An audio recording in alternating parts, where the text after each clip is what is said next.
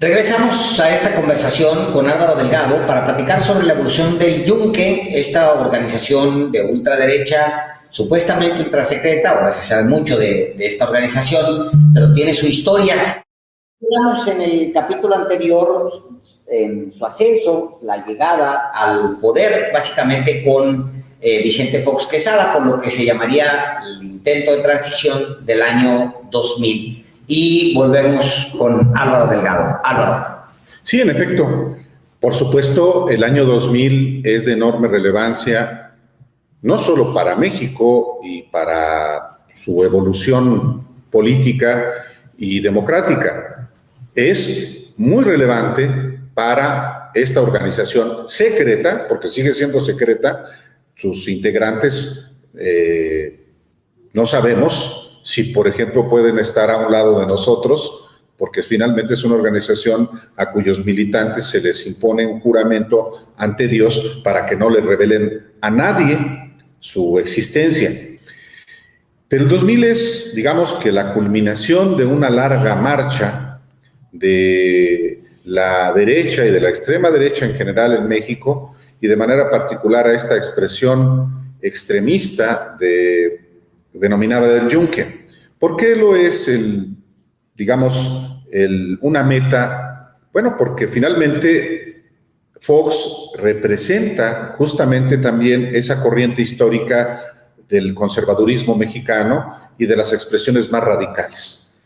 Y la integración del propio gabinete de Fox obedece justamente a eso. No solamente Fox integra a personajes desde el punto económico muy comprometidos con el modelo neoliberal, pues nada menos que el secretario de Hacienda es un personaje que, más allá de la militancia partidista, él es del PRI. En realidad, el mensaje que se envía es de continuidad del modelo neoliberal. Pero hay miembros del gabinete que claramente tienen una visión ideológica con la derecha y la extrema derecha en México, y de manera particular con este entramado ideológico llamado el Yunque. Carlos Salazar Carranza, que comienza como secretario del Trabajo y después se convierte en secretario de Gobernación. ¿Y quién sucede a Carlos Abascal en la Secretaría del Trabajo? También otro miembro juramentado del Yunque, Francisco Javier Salazar Sáenz. De hecho, la Secretaría del Trabajo es la secretaría en la que arriban más miembros de la organización extremista del Yunque. ¿Por qué usar la Secretaría del Trabajo como puerta de entrada al gabinete de Fox? Bueno, porque la Secretaría del Trabajo ha sido una secretaría responsable de conducir las negociaciones en el ámbito justamente del trabajo, y es el que, digamos que, el árbitro entre el capital y el trabajo. Entre los sectores patronales y los sindicatos. Y había también un proyecto de generar una nueva cultura laboral, impulsada justamente por el propio Carlos Abascal. En realidad, es tomar una institución del Estado mexicano para los intereses de esa extrema derecha. Ya no como árbitro, sino como parte del propio proyecto empresarial de esta organización también. Porque tú hablabas en capítulos anteriores cómo es que el Yunque ha tomado los sindicatos patronales ya para estas alturas, ya para el año 2000, ya tiene un tiempo transitando dentro de los organismos patronales, y mencionabas dos en particular. Es decir, es trasladar la visión de los patrones hacia la Secretaría del Trabajo en aras de generar una cultura que le favorezca a los patrones, es lo que dice. Tal cual. Justamente después de que la Organización Nacional del Yunque, que en España quedó registrada como Organización del Bien Común, penetra de manera notable la Coparmex. Los presidentes de la Coparmex desde los 70 son miembros juramentados del Yunque. Desde los años 70. Sí, claro, porque desde 1976 se toma el control de la Coparmex y también de la Concanaco. En el segundo de mis libros, justamente aquí en El Ejército de Dios, se lo cuenta Eduardo García Suárez, un expresidente de la Concanaco, que fue el encargado de penetrar justamente a los organismos empresariales. Y él lo cuenta con su nombre, con su apellido y con su seudónimo, cómo efectivamente la idea era tomar los organismos empresariales al no poderlo hacer con los sindicatos. Pero entonces lo logran hacer. Y ya para cuando gana Vicente Fox, pues la Coparmex obedece no solamente a la lógica económica de los patrones, sino específicamente a la organización secreta del Yunque. Entonces, por eso la Secretaría del Trabajo se convierte en algo tan relevante. Pero los miembros del Yunque estaban en todos los ámbitos de la administración pública con Vicente Fox. Como en ningún otro gobierno. Como en ningún otro gobierno, naturalmente. Ya antes, a nivel de los estados, miembros del Yunque habían ejercido la administración pública, notablemente en Guanajuato. Muchos guanajuatenses, al triunfo de Fox, migran a la Ciudad de México para copar, incluyendo la Secretaría de Seguridad Pública. Ramón Martín Huerta, por ejemplo, que fue secretario y estaba en gobernación junto con Santiago Krill. El propio Krill, rodeado de miembros del Yunque. Él, que se dice juarista, pues rodeado de miembros del Yunque.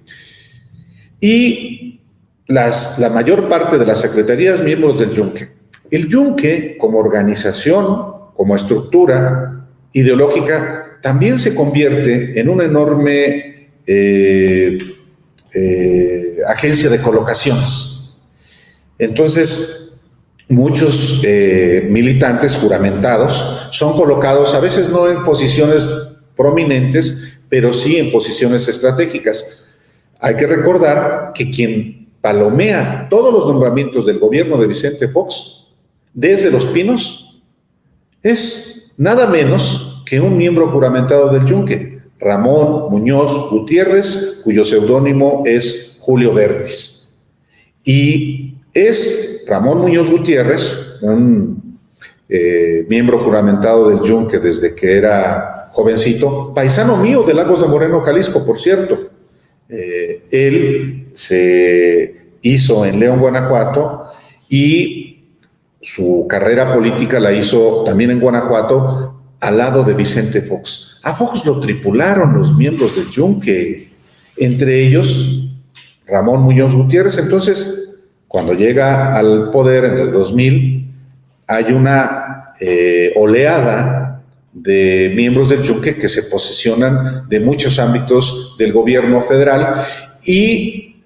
Es la toma del poder, Álvaro. Es la toma del poder, claramente. Porque había soñado con Cloutier, claro. Cloutier, contabas tú, lo empacan, le ponen un empaque, pero ya con Vicente Fox ya es la toma del poder, es la llegada del Yunque al poder. Y es el inicio también, digamos que la continuación de instaurar un proyecto del Yunque ideológico. En Guanajuato, antes del 2000, lo habían intentado hacer. Hechos tan simbólicos como que el primer gobernador de Guanajuato, Carlos Medina Plasencia, encabece una peregrinación de jóvenes al Cerro del Cubilete. Medina Plasencia, no siendo del Yunque, es muy parecido a ellos en su ideología. Después lo arroparon también y lo traicionaron. Lo traicionaron los mismos del Yunque. Me regreso un poco a Medina Plasencia porque él encabeza esta polémica manifestación. Recuérdanos, esta manifestación o esta marcha o esta procesión, como le llamen ellos, tú contabas, es tradicional del yunque. Sí.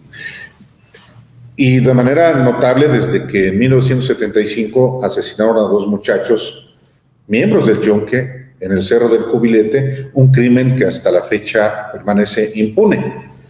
Pero es muy relevante porque esa peregrinación que causó polémica cuando en 1991, después de su toma de posesión, encabeza esta peregrinación, pues es también una señal del yunque de qué es lo que se propone.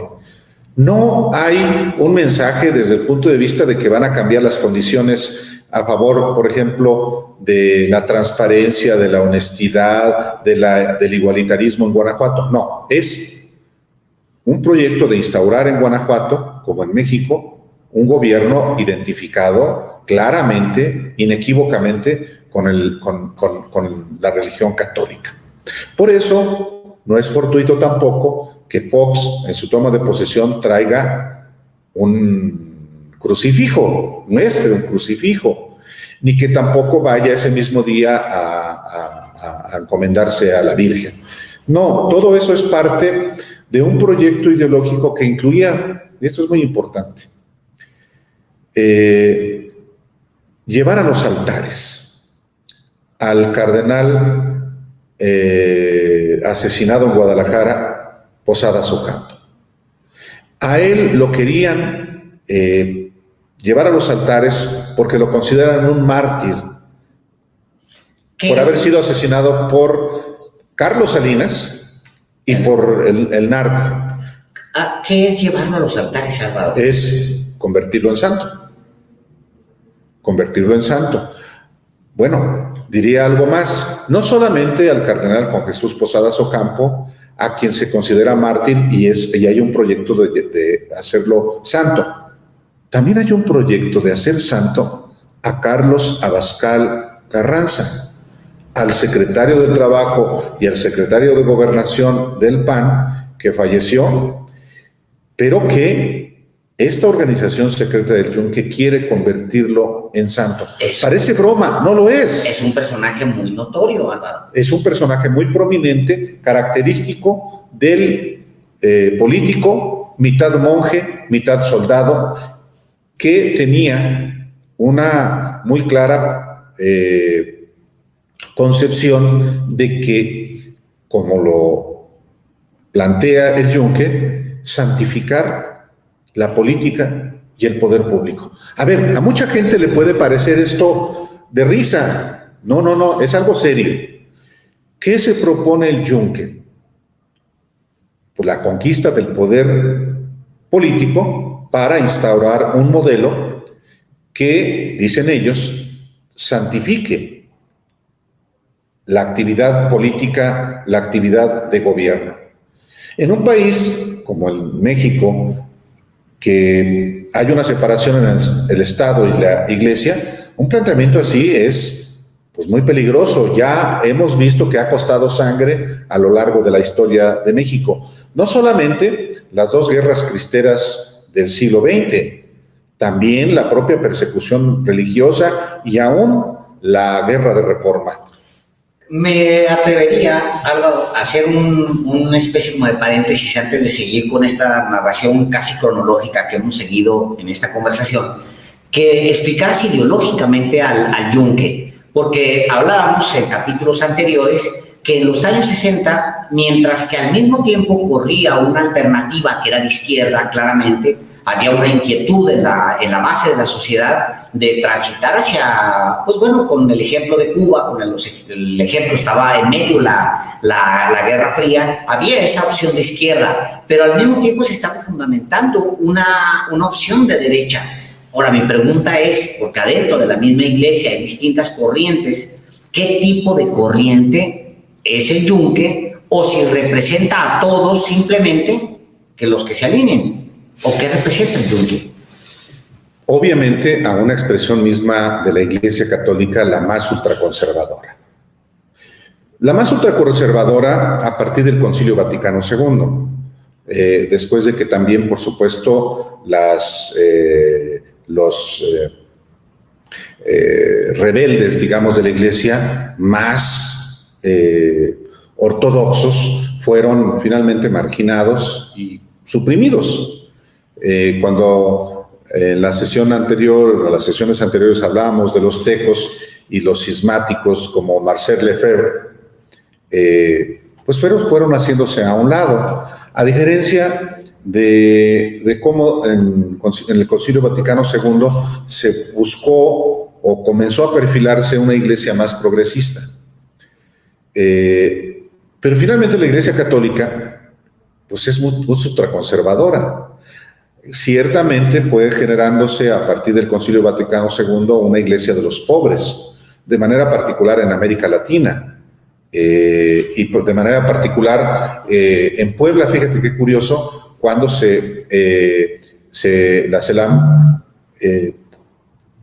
toma una definición muy clara de apoyar los movimientos de liberación. Ahí es donde te quiero preguntar, ¿cuál es el rol, por ejemplo, cuando hay una opción de los pobres adentro de la iglesia?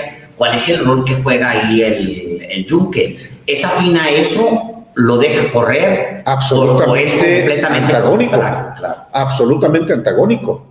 De hecho, es la derecha de la derecha. Es la derecha de la derecha, por supuesto. Y la derecha que actúa con violencia. En la historia del yunque hay un expediente voluminoso de violencia de los miembros juramentados del yunque, por ejemplo, no solamente en Puebla, a través del Frente Universitario Anticomunista controlado por esta organización secreta, sino a través de Muro también en la UNAM.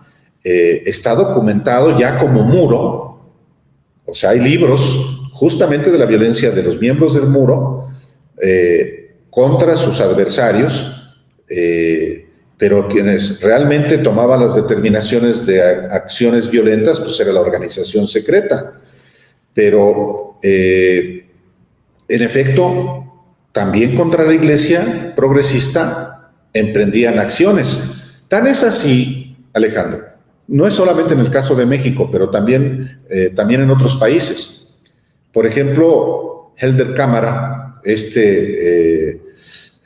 sacerdote brasileño, impulsor de la teología de la liberación, fue agredido por miembros de esta organización secreta en Brasil o en Colombia. En el caso de México, particularmente contra el arzobispo Méndez Arceo en Cuernavaca.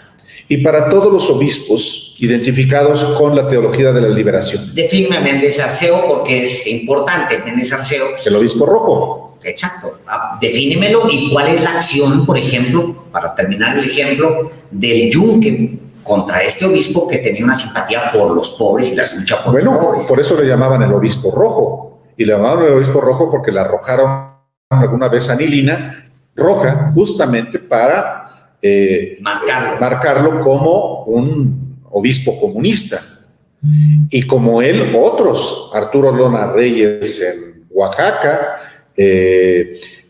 por hablar solamente de dos casos, o el propio Samuel Ruiz en Chiapas. Para ellos eso estaba mal, iba en contra de sus propios principios y el yunque nunca estuvo a favor o fue un opositor real de estos movimientos al interior de la iglesia que optaban por los pobres, como Samuel Ruiz en Oaxaca es un buen ejemplo. Samuel Ruiz en Chiapas o Arturo Lona en Oaxaca, pues se les identificaba como enemigos de la iglesia, y la verdadera iglesia era la del episcopado, la que, por supuesto, era acorde a lo que estaba ordenando el Vaticano. Pero ¿cómo son las cosas? ¿De qué manera había y sigue habiendo esta mentalidad tan que, por ejemplo, uno de los jefes hasta la fecha, uno de los jefes nacionales e internacionales hasta la fecha del yunque, que se llama Federico Mugenburg, escribió un libro que se llama La Iglesia, ariete subversivo, y habla justamente de la iglesia de los pobres, Es un libro muy voluminoso sobre justamente esta iglesia progresista a favor de los pobres y que para el yunque y otros los jerarcas de la iglesia eran los enemigos. Había que combatirlos. A ver, Álvaro, por ejemplo, ya andamos en los 2000, pero antes tuvimos un evento, una expresión de la izquierda en México muy poderosa, que fue el levantamiento armado en Chiapas. Sí. Y bueno, los ojos se voltearon. Yo recuerdo mucho un texto de Enrique Krause donde decía, pues es que es el comandante Ruiz allá en Chiapas, el obispo, el que echó a andar todo esto, porque eso él era el comandante, como le dice él, el comandante Ruiz. Bueno, ¿cuál es la posición, por ejemplo, del Yunque? Y si hay registrado que ellos hayan planteado algo respecto a este levantamiento indígena en Chiapas. No, bueno, pues obviamente absolutamente en contra, porque lo identificaban precisamente con esa subversión de la que había advertido Federico Mugenburg en ese libro, La Cruz es ariete subversivo, precisamente identificando a las expresiones de la Iglesia progresistas como enemigas de la religión católica y como justamente instigadoras de la rebelión. Y públicamente, Mugenburg, que escribía, por ejemplo, en el Universal, claramente se lanzaba en contra del ZLN. Hubo otros miembros del Yunque que han escrito en medios. ¿Tú te acuerdas de Pérez Stuart? Me acuerdo de Pérez Stuart. Un periodista especializado en asuntos económicos, miembro juramentado del Yunque. Pérez Stuart. Pérez Stuart, el periodista. Él que dirigió un medio, inclusive cuando el levantamiento armado, él no fue el que dijo que Marcos era alguien que no era Rafael Sebastián Guillén Vicente. O sea, estoy tratando de explicar que en efecto el Yunque es subordinado de la Iglesia Católica, pero de la Iglesia Católica más ultraconservadora. Claro. Y que la Iglesia progresista es enemiga. Es la subversión, son fuerzas de Satanás. Para terminar, Tal cual.